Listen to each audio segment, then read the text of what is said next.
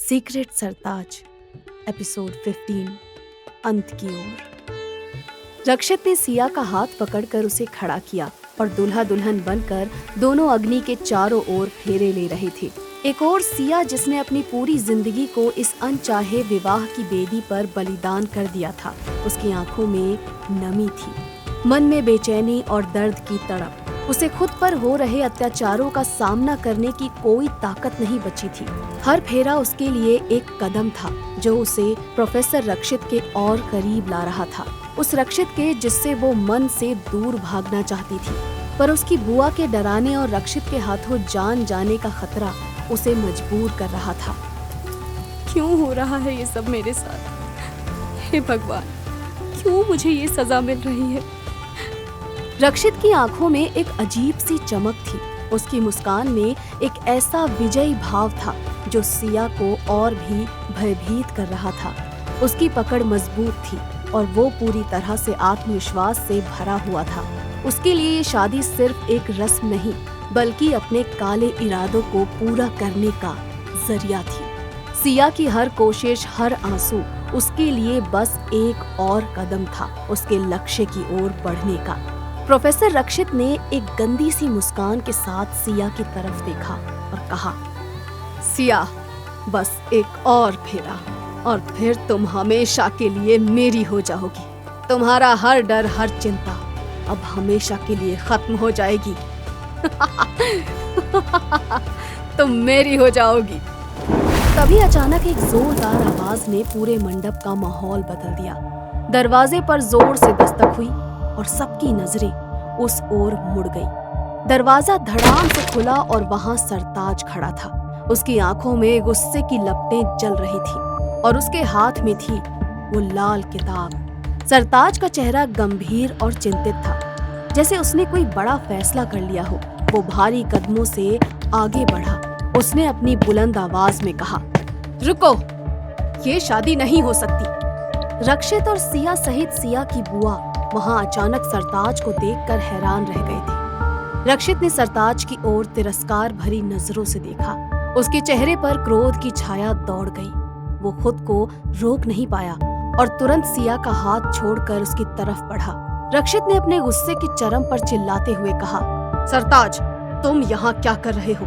ये मेरी शादी है और तुम इसे रोक नहीं सकते।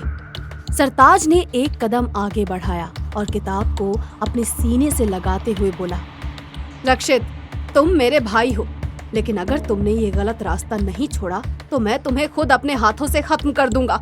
मैं तुम्हें एक आखिरी मौका देता हूँ। हम फिर से भाई बन सकते हैं, लेकिन उसके लिए तुम्हें सही रास्ते पर लौटना होगा। रक्षित की आंखों में और भी गुस्सा भर आया था। उसके अंदर की नफरत और जलन और भी बढ़ गई थी। उसने अपने मन में किसी काली शक्ति का ख्याल करते हुए अपनी शक्तियों का इस्तेमाल करने की ठानी। तुम मुझे माफ करने वाले कौन होते हो सरताज? मैं तुम्हें खत्म कर दूंगा और सिया सिर्फ मेरी होगी, सिर्फ मेरी। सरताज ने देखा कि रक्षित अब पूरी तरह से काबू से बाहर हो चुका है। उसने लाल किताब खोलकर उसमें लिखे कुछ मंत्र पढ़ने की कोशिश की, लेकिन मंत्र का असर रक्षित पर बिल्कुल नहीं हो रहा था। उसके चेहरे पर चिंता की लकीरें साफ दिख रही थी। सरताज हैरान होकर और हताश होकर खुद से बातें करने लगा। ये कैसे हो सकता है? ये मंत्र काम क्यों नहीं कर रहे? क्या रक्षित की शक्तियां इतनी बढ़ चुकी हैं कि इन मंत्रों का कोई असर नहीं हो रहा? नहीं, कुछ करना होगा। वहां रक्षित ने क्रूरता से हंसते हुए व्यंग भरे स्वर में सरताज से कहा, तुम्हारी सारी कोशिशें बेकार है सरताज। तुम्हारे ये पुराने मंत्र अब मुझे हरा नहीं सकते। अब मेरी शक्ति तुम्हारी समझ से परे हो चुकी है। रक्षित ने सरताज पर एक और हमला किया। उसकी शक्तियां इतनी ज्यादा थीं कि सरताज लड़खड़ा कर गिर गया, लेकिन वो अपने पांव पर खड़ा रहा। उसके चेहरे पर अब सिर्फ और सिर्फ सिया को बचाने का संकल्प था। सिया अब धीरे धीरे थोड़ा होश में आ रही थी। उसने रोते हुए दिल में दर्द के साथ सरताज की तरफ देखा और कहा, सरताज, प्लीज इसे रोक लो। सरताज, प्लीज मुझे बचा लो। मैं इस बंधन में नहीं बंधना चाहती। प्लीज सरताज। सरताज ने सिया की आंखों में डर देखा और अपने दिल में एक अजीब सी ताकत महसूस की। उसने सिया को बचाने के लिए एक आखिरी कोशिश की। अपने भाई से लड़ना उसे बहुत मुश्किल लग रहा था, लेकिन फिर भी उसने अपनी पूरी ताकत से रक्षित पर हमला किया। सरताज ने किताब को कसकर पकड़ा और अपने हाथों से एक मंत्र दोहराते हुए रक्षित के सिर पर वार किया। इस बार रक्षित को अपनी शक्तियों के बावजूद झटका लगा और वो बेहोश होकर जमीन पर गिर गया और बेहोश होते होते उसने कहा, नहीं, ये कैसे हो सकता है? मैं तो। रक्षित के गिरने की आवाज ने मंडप में सन्नाटा भर दिया था। सिया ने राहत की सांस ली, लेकिन उसकी आंखों में अभी भी आंसू थे। वो जल्दी से सरताज की ओर भागी और उसके गले लग गई। सिया ने बहुत मुश्किल से अपने आप को संभाला और सिसकते हुए सरताज से बोली, सरताज, सरताज, मुझे माफ कर दो। मैं बहुत डर गई थी, मुझे माफ कर दो। सिया, सिया, कोई बात नहीं, अब हम यहाँ से निकलेंगे। हमें जल्दी करना होगा, रक्षित की शक्तियाँ पूरी तरह से खत्म नहीं हुई हैं। सरताज ने सिया का हाथ मजबूती से पकड़ा और दोनों तेजी से वहाँ से बाहर निकल गए। बाहर एक काली कार खड़ी थी जिसका इंजन चालू था। कार में सहरिशी बैठा हुआ था। उनकी आंखों में चिंता की झलक थी और उन्होंने दरवाजा खोलकर सरताज और सिया को अंदर बैठने का इशारा किया और कहा, सरताज, हमें यहाँ से तुरंत निकलना होगा। रक्षित की शक्तियाँ अब भी हमारे खिलाफ काम कर सकती हैं। सहरिशी ने कार को तेजी से चलाना शुरू किया। वो शहर की सड़कों से दूर होते जा रहे थे। सरताज ने सहरिशी से बहुत चिंतित होकर कहा, सहरिशी, अब हमें क्या करना होगा? रक्षित के इरादे इतने खतरनाक है कि अगर उसने हमें फिर से पकड़ लिया तो शायद हम बच नहीं पाएंगे। सहरिशी ने गंभीरता से सरताज की तरफ देखा और कहा, हमें पहले सुरक्षित स्थान पर पहुंचना होगा और फिर तुम्हें एक बड़ी सच्चाई से रूबरू कराना है। कुछ देर बाद उन्होंने शहर से दूर एक पहाड़ी के पास कार रोकी। पहाड़ी पर एक गहरी और अंधेरी गुफा थी जो बाहर से देखने पर भी रहस्यमयी लग रही थी। सहरिशी ने उन्हें गुफा के अंदर जाने का इशारा किया।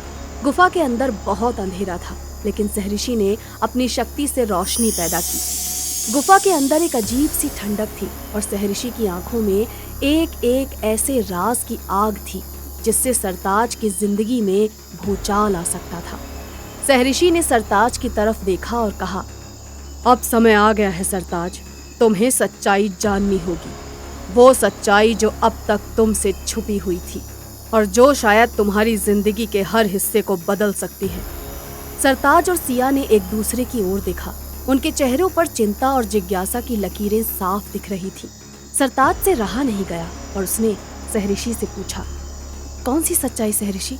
ऐसा क्या है जो मैं नहीं जानता? सहरिशी ने सरताज की आंखों में देखकर उसके सवाल का जवाब दिया, तुम दोनों, सरताज और सिया, पिछले जन्म के प्रेमी हो। तुम्हारे बीच जो खिंचाव है वो इसलिए है क्योंकि तुम दोनों पहले भी एक दूसरे से जुड़े हुए थे, लेकिन वो प्रेम सरल नहीं था और उसी ने तुम्हें इस जन्म में भी एक दूसरे की ओर खींचा है। सिया ये बात सुनकर बहुत चौंक गई। उसने अपनी आंखें चौड़ी करते हुए सहरिशी से कहा, ये कैसे हो सकता है? पिछले जन्म की बात, ये सब क्या है? हम कैसे प्रेमी हो सकते हैं? हाँ, ये सच है। पिछले जन्म में भी रक्षित तुम्हारा दुश्मन था और उसने काली शक्तियों का सहारा लिया था। वो सिया से प्यार करता था, लेकिन सिया तुमसे। तुम्हारा प्रेम इतना शक्तिशाली था कि वो तुम्हें अलग नहीं कर पाया। इसीलिए वो इस जन्म में भी तुम दोनों के बीच आने की कोशिश कर रहा है। ये सुनकर सरताज की आंखों में चमक आ गई, जैसे उसे कई अनसुलझे सवालों का जवाब मिल रहा हो। उसने कुछ सोचा और फिर कहा, तो इसीलिए मैं सिया के बिना खुद को अधूरा महसूस करता हूँ और रक्षित हमेशा हमारे बीच खड़ा रहा। सहरिशी ने सरताज को समझाते हुए कहा, हाँ सरताज, और इसी वजह से तुम्हें अब उसे रोकना होगा। इस जन्म में भी वही काली शक्तियाँ तुम्हारे खिलाफ हैं। तुम्हें रक्षित को हर हाल में हराना होगा, वरना तुम्हारा प्रेम फिर से अधूरा रह जाएगा। और इस बार वो दुनिया को अपना गुलाम बनाने की इच्छा से भी आया है। तभी अचानक से गुफा के अंदर एक जोरदार धमाका हुआ और धूल और मिट्टी चारों ओर फैल गई। सभी ने पलटकर देखा तो वहां रक्षित खड़ा था। रक्षित ने गुफा में कदम रखते हुए अपनी आवाज को बुलंद करते हुए कहा, मैं तुम्हें नहीं छोड़ूंगा सरताज, अब तुम्हारा अंत करीब है। सहरिशी ने तेजी से अपनी शक्तियों का इस्तेमाल किया और एक रक्षा कवच बनाया, लेकिन रक्षित की काली शक्तियों का प्रहार बहुत जोरदार था। सरताज ने सहर्षि की मदद करने की कोशिश की, लेकिन रक्षित की शक्तियों ने उसे अपने जाल में फंसा लिया। रक्षित ने बड़ी क्रूरता से जीत की मुस्कान के साथ कहा, अब तुम बच नहीं सकते सरताज, तुम्हारा अंत आ चुका है। सरताज ने हिम्मत जुटाते हुए बेहद गुस्से में रक्षित को जवाब दिया, तुम्हें तो मैं हर हाल में रोकूंगा रक्षित, चाहे मुझे अपनी जान ही क्यों ना गंवानी पड़े। तभी रक्षित ने एक जोरदार हमला किया, जिससे सरताज पूरी तरह से बेहोश हो गया। सिया ने चीखते हुए उसे देखा। उसकी आंखों में डर और दर्द की लहर दौड़ पड़ी थी। रक्षित सरताज को उठाकर वहां से ले जा रहा था और सिया चीखते हुए सरताज को आवाज लगा रही थी, सरताज नहीं, सरताज, सरताज मुझे अकेला छोड़कर मत जाओ, सरताज, सरताज। रक्षित के हाथों सरताज का क्या होने वाला है खात्मा? अपने पिछले जन्म के प्यार और दुनिया की रक्षा के लिए सरताज क्या उठा पाएगा कोई कदम? जानने के लिए सुनते रहिए ये कहानी सीक्रेट सरताज, दस्तक दूसरी दुनिया की।